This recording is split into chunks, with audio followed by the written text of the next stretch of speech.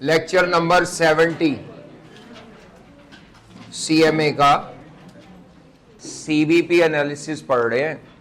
आज हमने पढ़ना है मल्टी प्रोडक्ट सीवीपी। बाद में आपके सवालों के जवाब देंगे जो आपको क्वेश्चन दिया था।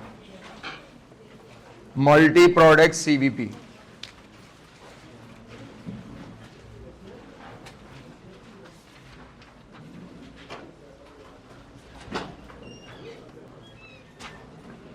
Multi product CVP analysis. हाँ जी, हमें कैसे पता चलेगा कि मल्टी प्रोडक्ट सीवीपी का क्वेश्चन पेपर में आया है? साफ सी बात है, जब भी किसी इदारे की मोर देन वन प्रोडक्ट होगी, किसी भी इदारे की एक से ज्यादा प्रोडक्ट्स होंगी, या बाज इदारों की प्रोडक्ट तो एक होती है लेकिन उसको पैक करके बेच दिया, अकेला बेच दिया, नकद बेच दिया, डिस्काउंट पे बेच दिया, इस तरह कई टाइप की शक्लों में बेचते हैं। प्रोडक्ट तो एक ही है लेकिन डिफरेंट टाइप्स में बना के पैकेट्स में सिंगल प्रोडक्ट की।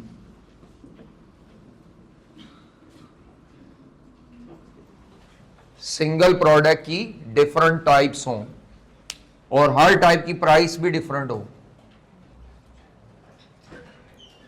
मसलन वो कहे जी नगेट्स बेचते हैं, शुगर कोटेड नगेट्स हैं वो इस प्राइस पे बिक रहे हैं, चॉकलेट कोटेड नगेट्स हैं वो इस प्राइस पे बिक रहे हैं, प्लेन नगेट्स हैं वो इस प्राइस पे बिक रहे हैं। मिसाल दे रहा हूं। तो डोनट्स तो एक ही है लेकिन शुगर कोटेड, चॉकलेट और प्लेन, ये तीन टाइप्स की होगी। और अगर तो सेल प्राइस सेम है फिर नहीं फायदा, लेकिन अगर हर एक की सेल प्राइस डिफरेंट है, हर एक की वेरिएबल कॉस्ट में थोड़ा बहुत डिफरेंस है, या बाज़ दफ़ा हो सकता है वेरिएबल कॉस्ट सेम हो लेकिन कंपनी ने देखा है जी जो चॉकलेट कोटेड आपके हैं ना डोनट्स वो बहुत बिकते हैं, कंपनी ने उनकी सेल प्राइस क्या रखी हुई है, थोड़ी सी ज़्यादा। तो मैं बताना क्या चाह रहा हूँ, मल्टी प्रोडक्ट सीवीपी का टॉपिक कहाँ अप्लाई होगा।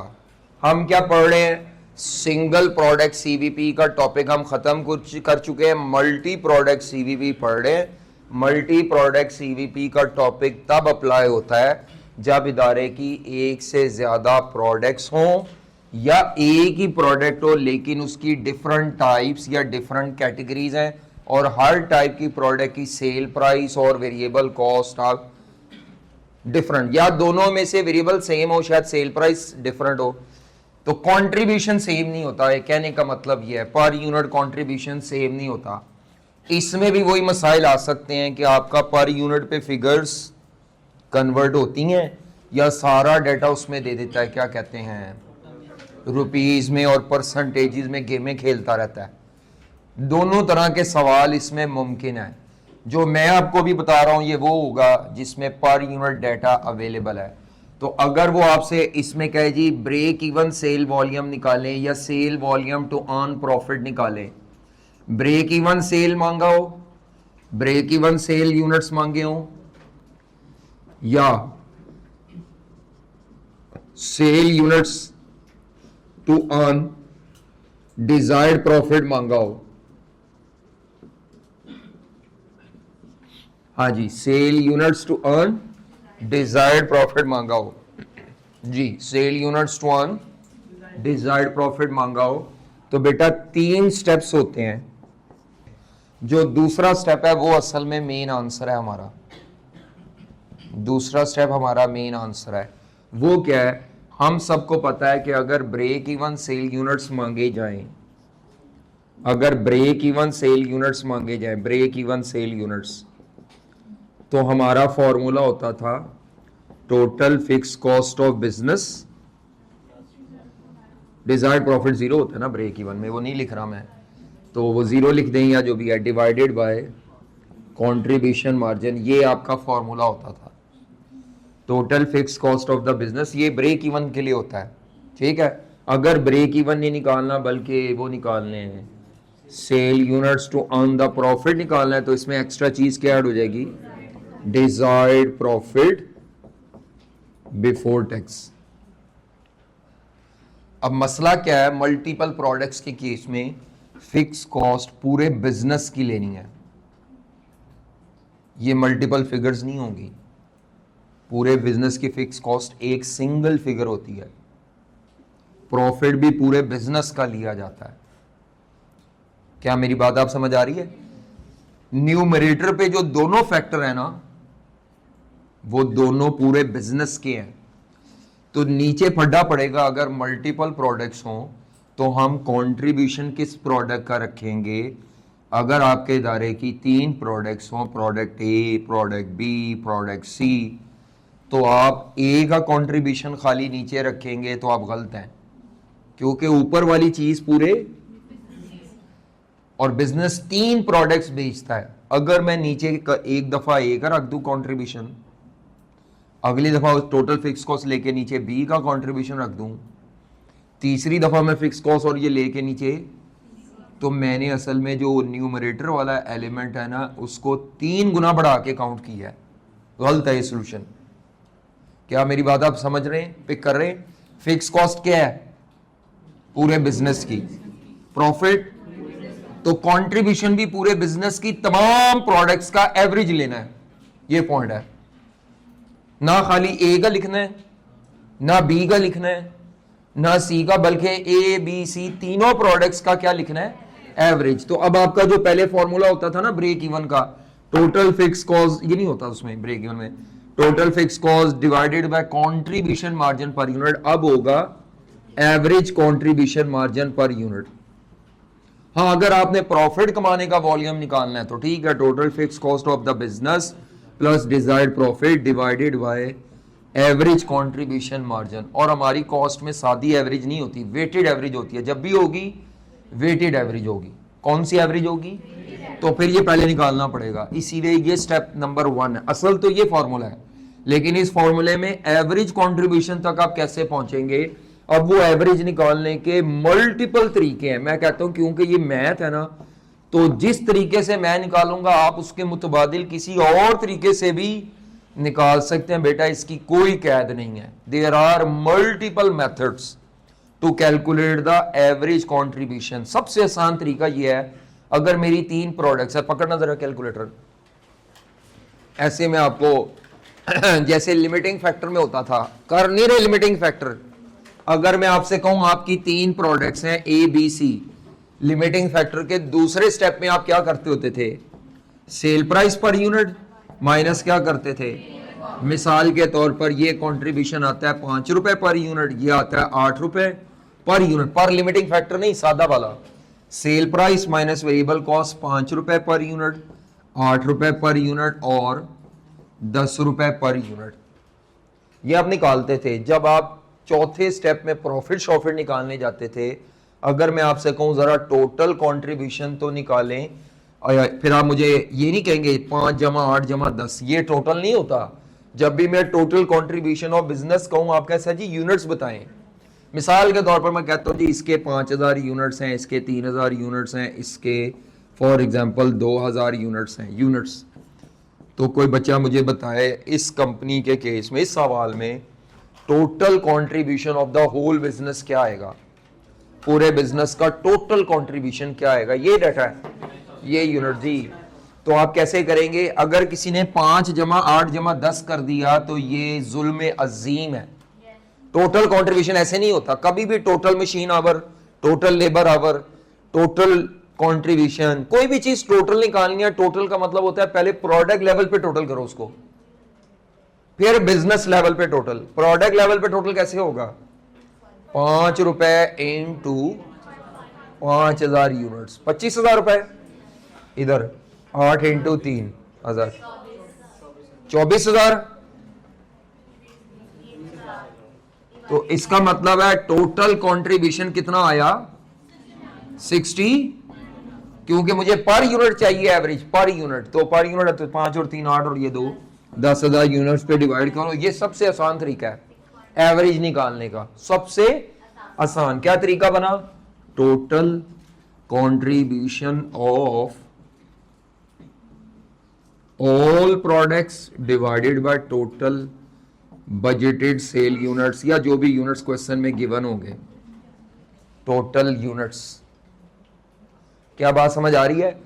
कुछ बच्चे ऐसे नहीं करते, और भी तरीके हैं, वो इन यूनिट्स की रेशियो बना लेते हैं, रेशियो नहीं बना, और भी बहुत से तरीके हैं। मैंने आपको कहा है इसकी कोई लिमिट नहीं है, ये क्योंकि मैथ से निकला हुआ है। अब मैथ आपको ये कहता है कि मल्टीपल फिगर्स को एवरेज करना है। एवरेज क्यों करना है? ताकि इन तीनों की नुमाइंदा फिगर एक मिल जाए और पूरे बिजनेस का कंट्रीब्यूशन शो करे, ना कि प्रोडक्ट का। तो ये जो भी आंसर आएगा ना, ये आंसर प्रोडक्ट का कंट्रीब्यूशन नहीं कहलाएगा, पूरे बिजनेस का कंट्रीब्यूशन कहलाएगा। तो एवरेज कंट्रीब्यूशन पर यूनिट का मतलब पूरे बिजनेस का। बिजनेस की अगर 8 प्रोडक्ट्स हैं तो total contribution of all products divided by total units of all products. अगर कोई बच्चा किसी और तरीके से करना चाहता है, वो क्या करेगा? वो कहेगा सर जी 5 रुपए पर यूनिट का कंट्रीब्यूशन है, फिगर इनटू रेशियो लेनी होती है। रेशियो किसकी लेंगे? ये 5 और 3 8, तो 5/10 इसकी रेशियो बनेगी। 5/10 कहां से आई? ये 0 कैंसिल कर लो ना, 5 3 और 2 की रेशियो 5/10 प्लस दूसरे का कंट्रीब्यूशन है 8 रुपए इंटू 3/10। 3 क्या चीज है? 3 यूनिट्स, रेशियो बना ली यूनिट्स की, प्लस और 10 रुपए इंटू 2/10 आप करो तो ये भी वही आंसर आ जाना है जो आपने इस तरह निकाला है। ये एवरेज का फॉर्मूला क्या होता है? फिगर इंटू रेशियो या प्रोबेबिलिटी की तरह percentages. Figure into weight plus figure into weight plus figure into weight. ये तरीका कई लोगों को आता है, इसको वेट भी कहते हैं, इसको रेशियो भी कहते हैं, जो मर्जी कहते हैं। ये तरीका भी काबिल कबूल है। मैं ये नहीं करूँगा, मैं ये तरीका करूँगा, ये मुझे ज़रा आसान लगता है। बाकी अगर आप में से कोई बच्चा इस तरीके से एवरेज कर ले, फिगर इनटू वेट, ये नहीं करना कभी 5 + 8 + 10 करके डिवाइडेड बाय 3, वो सिंपल एवरेज नहीं लगती होती कॉस्ट में। सिंपल एवरेज नहीं लगते क्योंकि इसके यूनिट्स 5000 है, इसके 3000 है। सिंपल एवरेज तब लगाते हैं जब 1000 यूनिट्स 1000 यूनिट्स हो, 3000 हो 3000 हो 3000 हो, तब सिंपल एवरेज लग सकती है। सिंपल एवरेज एज्यूम करती है कि जिन रकमों की आप एवरेज लेने जा रहे हैं उन तमाम का वेट बराबर है। बराबर वेट का मतलब बराबर यूनिट्स।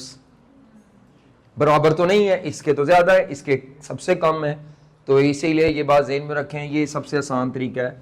सबसे पहला स्टेप ये हो गया। दूसरा स्टेप ये निकाल लिया, मैं बता क्या रहा हूं, मल्टीपल प्रोडक्ट्स में सबसे पहले आपने तमाम प्रोडक्ट का कंट्रीब्यूशन एवरेज करके बिजनेस का कंट्रीब्यूशन निकालना है। फिर आपने total fix cost desired profit के बाद ये नीचे ये वाला कंट्रीब्यूशन रखना है। इससे जो आपके पास ये सेल यूनिट्स आएंगे ये पूरे बिजनेस के कंबाइंड होंगे, ये किसी प्रोडक्ट के नहीं आ रहे होंगे सेल यूनिट्स, ये तमाम प्रोडक्ट्स के पूरे बिजनेस के कंबाइंड आ रहे होंगे और यही आंसर है मेन।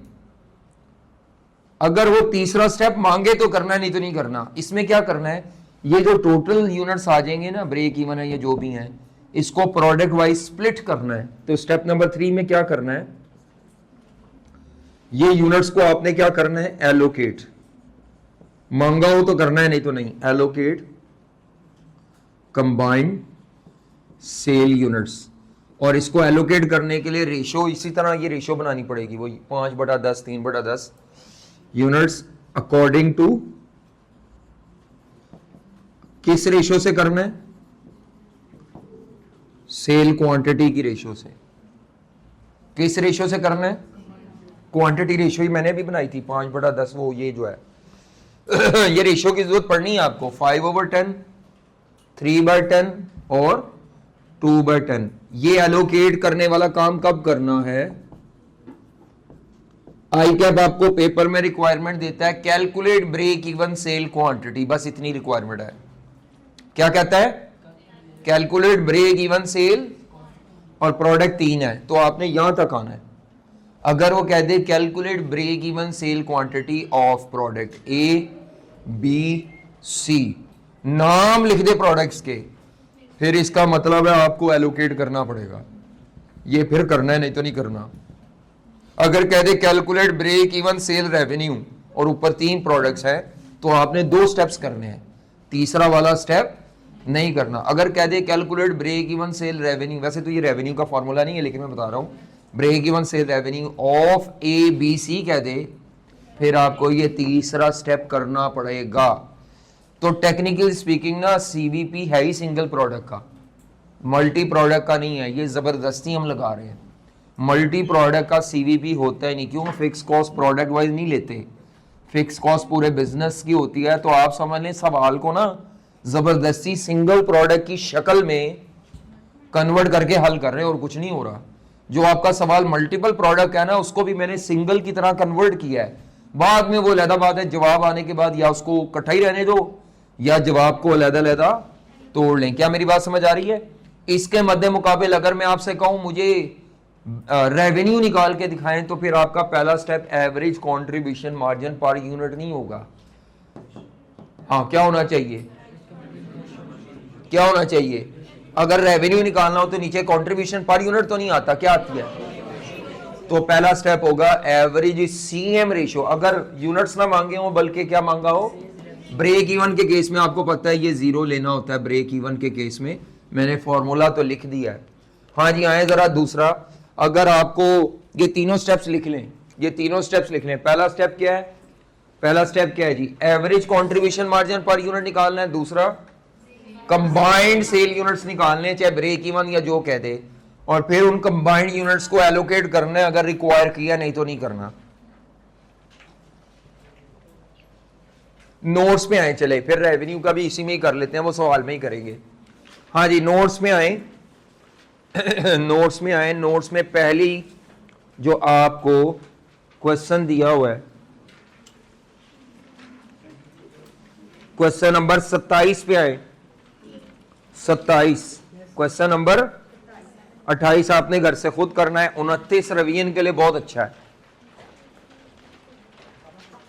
मेरा फेवरेट क्वेश्चन है 29, क्योंकि आई कैप ने इसमें ना ऐसे ऐसे पॉइंट्स रखे हैं जो जिसकी बेसिक कमजोर है वो मार खाएगा।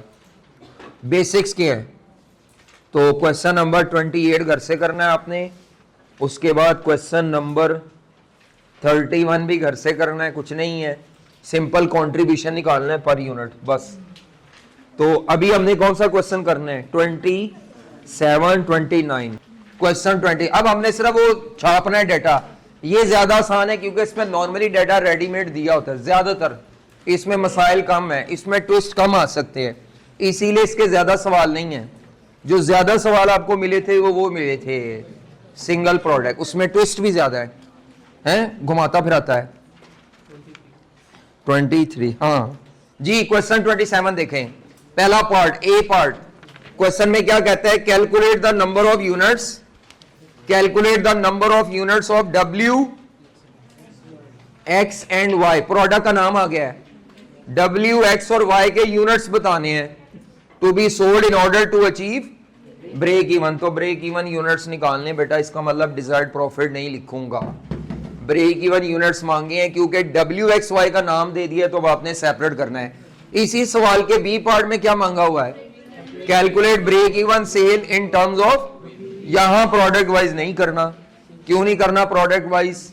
एलोकेट नहीं करना क्योंकि उसने सवाल की रिक्वायरमेंट में प्रोडक्ट के नाम नहीं लिखे। आए जी, ऊपर डाटा क्या दिया है? कहता है Q electronic assemble and sell 3 product WXY। Cost per unit दी हुई है। डायरेक्ट मटेरियल हमें पता है वेरिएबल होता है हर प्रोडक्ट का, लेबर भी वेरिएबल होती है, फैक्ट्री ओवरहेड भी वेरिएबल होते हैं, फिक्स्ड ओवरहेड भी सवाल में पर यूनिट ही दे गया है, फिक्स्ड ओवरहेड पर यूनिट दे गया है। और नीचे लिखा हुआ है कि ये जो फिक्स्ड ओवरहेड है ना, ये नॉर्मल प्रोडक्शन लेवल पे निकाले हुए हैं। 15,000 यूनिट्स के ऊपर बेस करके निकले हैं 45,000 यूनिट्स। और फटाफट पूरे बिजनेस के टोटल फिक्स्ड एफओएच निकालो। ये फिक्स्ड एफओएच आएंगे, पूरे बिजनेस के टोटल फिक्स्ड एफओएच निकालो। ये तो पर यूनिट है। यही काम लिमिटिंग फैक्टर में भी करते थे आप, पर यूनिट से टोटल पे कैसे जाना है। तो 1172 रुपए मल्टीप्लाइड बाय 15,000,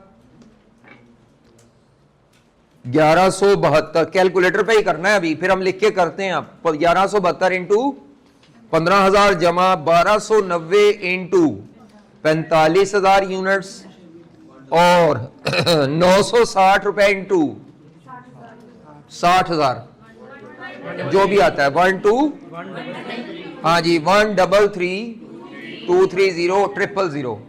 ठीक है, मिलियन में बोले तो 13.133 पॉइंट समथिंग, ठीक है। अच्छा, ये जो यूनिट्स आए हैं इनकी रेशियो भी बना लो फटाफट। क्वांटिटी की रेशियो पर जरूरत होती है, क्वांटिटी की रेशियो बना लो। तो मेरा ख्याल है ये रेशियो अगर मैं इसकी बनाऊं तो 15 45 60 या 15 एकम 15 15 या 45 1 3 और 4 की रेशियो बनती है। और भी सिंप्लीफाई कर सकते हैं इसको, 15 45 और 60 इसको अगर 5 पे डिवाइड करें या 15 पे डिवाइड करें या ऐसे ही ले ले रेशो, दोनों तरीकों से बन सकती है। 15 45 और 60 तो 5 पे अगर तकसीम करें या 15 पे करें तो ये रेशो बनती है 1 3 और 4। ये रेशो इस तरह मैंने शॉर्ट क्यों किया, क्योंकि क्वेश्चन में भी दी हुई आगे जाके कहीं रेशो, जरा चेक करो क्वेश्चन में कहीं रेशो दी हुई है ताकि आप वेरीफाई कर। अच्छा, मैं वैसे इसको सिंप्लीफाई नहीं करता, मैं खुद बनानी होती ना तो मैंने यही लिख देनी थी 15 45 60। वो ऐसे इसको सिंप्लीफाई करने के चक्कर में टाइम ही नहीं होना वहां पे। ये तो वो उसने क्वेश्चन में दी हुई थी तो मैं उसको प्रूव करवाना चाह रहा था कि देखो कहीं दी है रेशो, कितनी रेशो दी हुई है सेल क्वांटिटी की 1 3 4। अच्छा, अगले सफे पे फिक्स सेलिंग भी दिए हुए हैं, वो ऊपर फिक्स्ड फैक्ट्री के थे, सेलिंग के कितने दिए हुए हैं ये तो टोटल खुद ही दे दिए हैं तो ये उसमें जमा हो जाएंगे। सेलिंग प्राइसेस भी दी हैं तीनों प्रोडक्ट की। अब इस क्वेश्चन में भी आपको वही तीन चीजें चाहिए होंगी must, total fix cost, sale price per unit हर प्रोडक्ट की, वेरिएबल फिक्स पूरे बिजनेस की चाहिए, वही तीन चीजें इसमें भी चाहिए, total fix cost of the business, sale price per unit और वेरिएबल कॉस्ट। आए जी मेरे साथ सॉल्व करें, लिखें स्टार्ट करें, हम इसको सॉल्व कर रहे हैं। करो भाई करो, मेरे साथ साथ सॉल्व करो, शाबाश। ये स्टेप्स लिखे रहेंगे। ब्रेक इवन मांगा है, कौन सा मांगा है, डिजायर्ड प्रॉफिट वाला मांगा है, बताएं। ब्रेक इवन लिखो भाई, स्टेप नंबर 1, बल्कि सॉरी हेडिंग दो ए पार्ट में, break even sale units of WXY, ताकि पता चले हर प्रोडक्ट का सेपरेट जवाब बताना है। Break even sale units of WX&Y। तो स्टेप नंबर 1 इसमें रटे रटाए स्टेप्स छापने, average contribution margin per unit निकालना है। Average contribution margin per unit निकालना है। तो हर प्रोडक्ट की आप पहले वो कंट्रीब्यूशन तो निकाले, जैसे लिमिटिंग फैक्टर में टेबल नहीं बनाते थे वैसे ही छापो, वो आपको पता है वो कंट्रीब्यूशन भी तो चाहिए। तो पहले सेल प्राइस पर यूनिट क्या है, हाँ जी सेल प्राइस पर यूनिट क्या है बताना जरा मुझे। चलो मैं कॉपी कर, या पहले फॉर्मेट बना लो, sale price per unit minus variable cost per unit. Variable cost में क्या क्या दिया हुआ था, direct material, direct labour, variable production, overheads, यही तीन है। तो सेल प्राइस है 12800, 6000। कॉपी हो रहा है जस्ट प्रोसीजर की वो अंडरस्टैंडिंग के लिए ये क्वेश्चन कर रहे हैं। डायरेक्ट मटेरियल कॉपी करो, 4880, 1600 पर यूनिट, 1000 रुपीज। ये सारा डाटा रुपीज में लिख रहे हैं पर यूनिट पे जी। 4000, 2000 और 700। Variable overheads 1360, 480, 348। मेरी आदत है बॉक्स में इसको टोटल कर लेते हैं, माइनस करेंगे तो ये आ जाएगा कंट्रीब्यूशन मार्जिन पर यूनिट, फिर इसको इनटू यूनिट्स कर लेंगे तो ये टोटल कंट्रीब्यूशन मार्जिन आ जाएगा।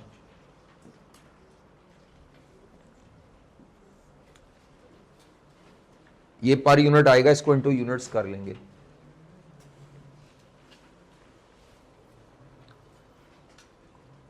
जरा ये बताइएगा ये टोटल क्या आता है, 4 और 4 8, 10240, 4080। तो सेल प्राइस में से ये माइनस करें, 2560, 60 1920 पर यूनिट 1552। इसको इंटू यूनिट्स करना है, इसको इंटू क्या करना है? अक्लमंद बच्चे टाइम बचाने के लिए कहते हैं सर जी 15,045 की जगह वो यूनिट्स वाली रेशियो ना रख दे, जल्दी हो जाएगा और रकमें छोटी होंगी। वो भी रख सकते हो, या यूनिट्स रख सकते हो या यूनिट्स वाली, दोनों काबिल कबूल है। क्योंकि असल में हमें मेन यूनिट्स नहीं है, हमें टोटल की फिगर की ऑर्डर्स नहीं है, वो बाद में पर यूनिट करना आसान हो जाएगा, रकमें छोटी होंगी। या यूनिट्स रख लो, यूनिट्स रखोगे तो 15,045 60 वो भी कबूल है, या 1 3 4 की जो रेशो दी हुई है। रेशो ना दी हो फिर यूनिट्स रख लेते हैं, या रेशो ले सकते हैं निकाल के। तो इधर आ जाएंगे 1 यूनिट, रेशो में 1 यूनिट, 3 यूनिट्स, 4। अगर कोई ये ना लिखना चाहे तो क्या लिखेगा? 15,000 यूनिट्स, 45,000 60। वो इसी पैटर्न पे आ जाएगा। ये ऐसा क्यों किया है? टाइम बचाने के लिए और रकमें छोटी निकलेंगी, बस ये लालच है इसमें मुझे। और मैं बताना भी चाह रहा हूं कि ये भी तरीका हो सकता है, नहीं तो वो तो सभी कर लेते हैं, इंटू 15 करो 45, वो इतनी बड़ी बड़ी फिगर्स आ जाएंगी। आपको कैलकुलेशन से अपने आप को थोड़ा बचा के चलना है। क्या आता है ये? 2560 5760 08 और इसका टोटल 145। तो नीचे एवरेज कैसे आएगा? एवरेज कंट्रीब्यूशन कैसे आएगा? Total contribution divided by total units. 15,000 45,000 नहीं लिखूंगा, इन्हीं यूनिट्स को प्लस कर दूंगा। 1 यूनिट, 3 यूनिट और 4 यूनिट। ये नीचे टोटल क्या आता है? 8 यूनिट्स पर यूनिट। अगर किसी को ये बात समझ नहीं आ रही कि मैंने इससे क्यों किया है, टू सेव माई टाइम, अगर आपको पसंद नहीं आए, दिल ना चाहे, आपको इत्मीनान ना हो, तो आप 2560 को इंटू 15,000 यूनिट्स करें, 1920 को इंटू 45,000 यूनिट करें। जो क्वेश्चन में यूनिट्स हैं, मैं यूनिट्स की जगह उन यूनिट्स की रेशियो रख रहा हूं टू सेव माई टाइम। तो ये total contribution of the business निकल आया है बाय यूजिंग द रेशियो। नीचे यूनिट्स भी रेशियो वाले लिखे तो यही आता है। अगर कोई 1545 वो लेता है यूनिट, ये रकम बहुत बड़ी आ जाएगी, कोई मसला नहीं, नीचे यूनिट्स भी बहुत बड़े आ जाएंगे। जवाब यही आना है, ठीक है। एवरेज तो टाइम बचाना भी मकसूद होता है पेपर में कई दफा। ये मैंने आपको टाइम बचाने के लिए ट्रिक बताया है, बाकी आप नहीं बचाना चाहते वो आपकी मर्जी होगी, ठीक है। ट्रिक्स आने चाहिए आपको। पहला स्टेप हो गया छापा, दूसरा स्टेप लगाओ।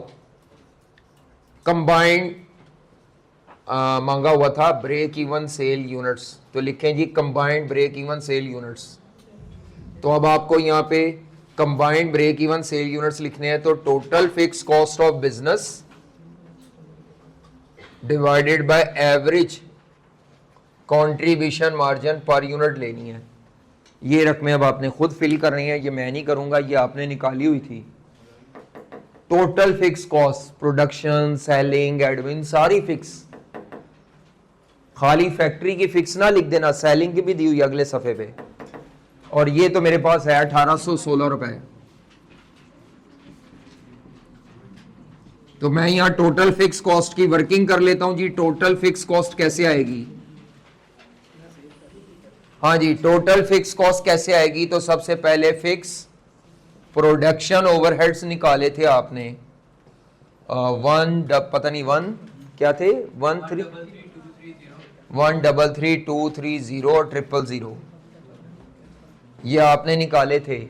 फिक्स्ड एफओएच पर यूनिट को लेकर इधर नहीं शॉर्टकट लग सकता, इधर नहीं, यहाँ पूरे पूरे 15,000 45,000 यूनिट यहाँ नहीं लग सकता, क्योंकि इधर तो डिवाइड हो जाने थे बाद में।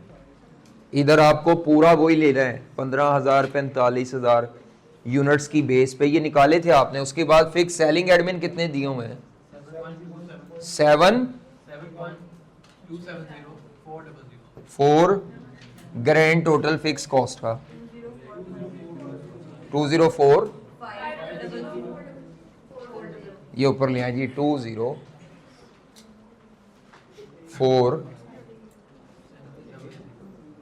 ये मैंने अब नहीं निकाल के दिखाया, आपने कैलकुलेटर से खुद निकाला हुआ था। वो आप ब्रैकेट में लिखना चाहें तो लिख सकते हैं। यूनिट्स आ जाएंगे 11 यूनिट्स अप्रोक्सीमेटली, पॉइंट्स में हो तो राउंड कर लें। ये पूरे बिजनेस के WXY के इकट्ठे यूनिट्स हैं, ब्रेक इवन के WXY के इकट्ठे यूनिट्स हैं। अब इसको स्टेप 3 में एलोकेट करना होता है, वो नीचे करना है। मैं इनको प्रोडक्ट वाइज एलोकेट करना चाह रहा हूं। एलोकेशन प्रोडक्ट वाइज में एलोकेट करना है इसको। तो अब इन तीनों को कैसे एलोकेट करना है, इसी के आगे एरो बना रहा हूं। तो ये अब इस टोटल को कैसे एलोकेट करेंगे, जिस रेशियो से इकट्ठा किया था उसी रेशियो से अलग कर लें। तो W के यूनिट्स क्या निकलेंगे, जैसे पार्टनर्स में प्रॉफिट डिस्ट्रीब्यूट करते हैं ना, 1/8 X के 3/8 मेरा ख्याल है, और Y के ये total units multiplied by ratio, total units multiplied by ratio total units multiplied by ratio करें तो प्रोडक्ट्स में एलोकेट हो जाएंगे। रेशियो ये लेकिन पहले बना लीजिएगा, कई लोग लिखते नहीं है, बना वही 1/3/4 से 1/8 बनेगी। 3/8 प्रेजेंटेशन की अच्छी नहीं है। आप अगर इसको प्रॉपर प्रेजेंट करें तो वो ये ऐसे होना चाहिए आपका कि सर जी पहले रेशियो बताएं क्या होगी। तो आपके टोटल यूनिट्स थे 112610 लिखेंगे, इस तरह नीचे 3 एरोज आएंगे। तो W X और Y इसके 1/3/4 और टोटल लिख के 1/8। इस तरह पहले ये रेशियो फॉर्म में इसको एक्सप्रेस करें ताकि पता चले कहां से आया। अब इस टोटल को मल्टीप्लाई करेंगे बाय दिस रेशियो। ये अब इस तरह प्रेजेंट होना है। मैंने तो जरा शॉर्टकट लगाया था, तो अब आप आंसर देख लें क्या आता है। 4/8। चले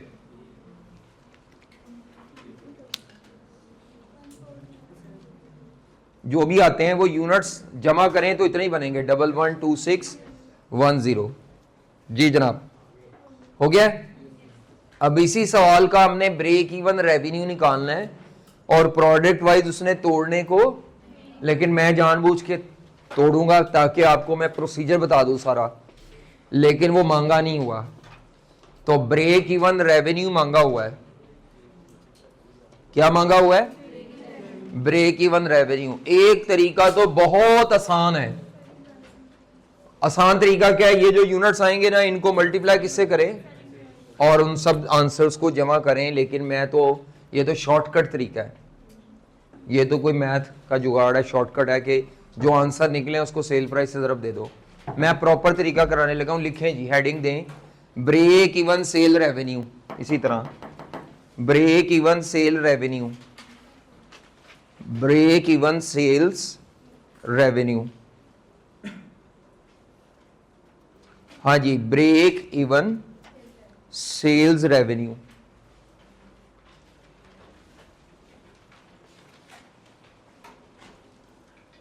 ब्रेक इवन सेल्स रेवेन्यू, तो उसका जो पहला स्टेप होगा उसका नाम है एवरेज CM रेशो। लिखें एवरेज CM रेशो।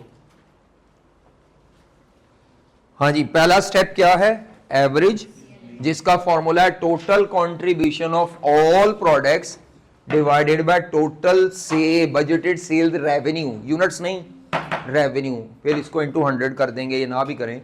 लिखें फॉर्मूला क्या है? Total contribution of all products, total contribution of all product divided by total budgeted sale revenue of all products into 100। Revenue, units नहीं रखने, रेवेन्यू रखने नीचे। जब आप पहले CM रेशियो निकालते थे तो यही फॉर्मूला होता था। CM रेशियो का फॉर्मूला होता था sale price minus variable cost over, तो ये जो ऊपर चीज आती थी ये कंट्रीब्यूशन आता था, कंट्रीब्यूशन डिवाइडेड बाय सेल। अब यहां पर हम पर यूनिट की बजाय टोटल डाटा ले रहे हैं, तो क्या फॉर्मूला बनाया है? Total contribution of all products divided by total budgeted sale revenue of all products. तो टोटल कंट्रीब्यूशन तो यही है 14528, लिखें 14528, जो ये सारा है जैसे ही पहले निकाला है 14528। टोटल कंट्रीब्यूशन ये भी 1545 से निकाल सकते थे, 14528 लिखो भाई, ये कंट्रीब्यूशन 14528, दोबारा ना निकालने बैठ जाना, प्रीवियसली जो निकाला हुआ है वही लिख लो। Total contribution of all products 14, नीचे टोटल यूनिट्स है, यूनिट्स नहीं लेने, टोटल सेल रेवेन्यू, तो इसी को मैं चेंज करने लगा हूं। हाँ जी, टोटल कंट्रीब्यूशन कितना निकला है? टोटल कंट्रीब्यूशन है 14, और टोटल सेल रेवेन्यू कैसे आएगा? पहले W का निकालो, सेल प्राइस है 12,800 इंटू ये यूनिट्स, प्लस इसकी सेल प्राइस है 6,000 इंटू ये 3 यूनिट्स। अगर किसी ने यहाँ पे 15,000, 45,000 और 60,000 लिखा हुआ है तो उसके तो बहुत बड़े बड़े जवाब आने हैं। Cell price per unit into ये यूनिट्स लिखे हुए हैं, 12,800 इंटू एक यूनिट, 6,000 रुपए इंटू 3 यूनिट्स, और अगली प्रोडक्ट की सेल प्राइस क्या है? 3,600 रुपए इंटू 4 यूनिट्स। तो 14528, और नीचे वाली फिगर भी रुपीस में आएगी, 45,200.3214, या अगर परसेंटेज में लिखें, वैसे हम फॉर्मूले में ये लिखते होते हैं शक्ल 32.14। क्या ये बात समझ आई? ये क्या लिया मैंने? ये नीचे जो मैंने चीज निकाल गया है, ये मेरा बजटेड सेल रेवेन्यू आया है। फॉर्मूला लगा है sale price into sale units, sale price into sale units, sale price into sale units. Units ये नहीं लेने 1, 3, 4, तो क्या ले सकते हैं? 15,000, 12,800 इंटू 15,000 जमा 12,800 इंटू सॉरी 6,000 इंटू 45, फिर ऊपर भी वही करना पड़ेगा। ये ना हो इधर रेशो वाला ले ले, नीचे आप पूरे 15-45 ले ले, लाइक विद लाइक लेना है दोनों में। जी कितना आता है? ये आता है। अब आपका स्टेप 2 लिखें, पहला स्टेप मुकम्मल हो गया, पता नहीं समझ आया कि नहीं आया। अब लिखो heading step 2, combined break even sales revenue. Step 2 क्या होगा इसमें? Combined break even sales revenue.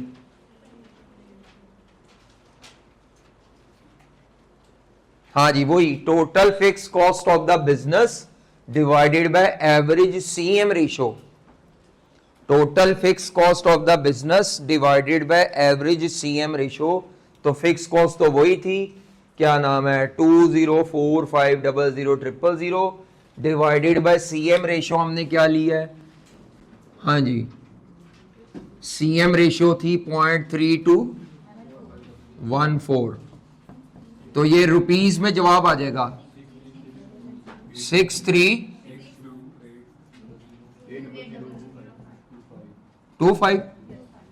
चले 6362800025 चेक कर लो। 63628 मिलियंस में बोले तो 636.28 मिलियन शायद आए। यहां मेरा जवाब मुकम्मल हो गया है एज पर द क्वेश्चन। लेकिन अगर तीसरा स्टेप मांग ले तो कैसे होगा? एलोकेशन कैसे होगी अगर मांग लेता? वैसे मांगा नहीं, यहां तक ही मांगा हुआ था, लेकिन अगर मांग लेता तो लिख लें, एक्स्ट्रा कर रहे हैं, लिख लें स्टेप 3 एक्स्ट्रा परफॉर्म कर रहे हैं। ठीक है, ये मांगा नहीं हुआ था, ये एक्स्ट्रा परफॉर्म कर रहे हैं टू गाइड यू। तो एलोकेशन कैसे करेंगे? लिखें इस अमाउंट की एलोकेशन कैसे करेंगे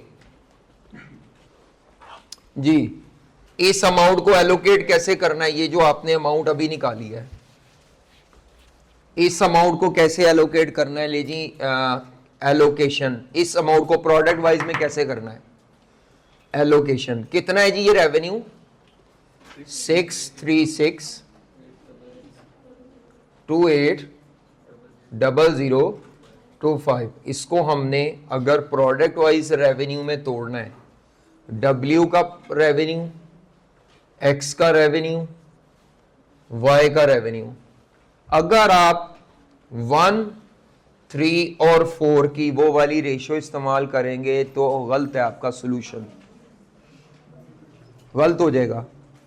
अब गलत क्यों होगा? पहले तो ऐसे ही किया। एक्चुअली असूल होता है total quantity can be distributed by using the sale quantity ratio. Revenue rupees में होता है, इसके लिए रुपीज वाली कोई रेशियो चाहिए, इसके लिए रेवेन्यू की रेशियो बनानी पड़ेगी। रेवेन्यू की, पता नहीं मैं बात अपनी बता पा रहा हूं कि नहीं, या 1 लाख पता नहीं 112610 वाज यूनिट्स। यूनिट्स को तकसीम करने के लिए यूनिट्स की रेशियो चल जाएगी। रेवेन्यू को तकसीम करना है तो जैसे आपने ये सेल प्राइस करके निकाला था ना, आपको क्या करना पड़ेगा? 12,800 रुपए का एक यूनिट की सेल प्राइस है इनटू 1 यूनिट। ये जो इसका रेशियो से रेवेन्यू निकला था, ये रेवेन्यू की रेशियो बनानी पड़ेगी। इसको क्या बोलते हैं? रेवेन्यू की रेशियो, प्राइस इनटू यूनिट। इसकी प्राइस कितनी थी? वही जो नीचे वहां पे बेस ली हुई थी, 6,000 इंटू 3 यूनिट्स, और तीसरी प्राइस क्या है? 3600 इंटू 4।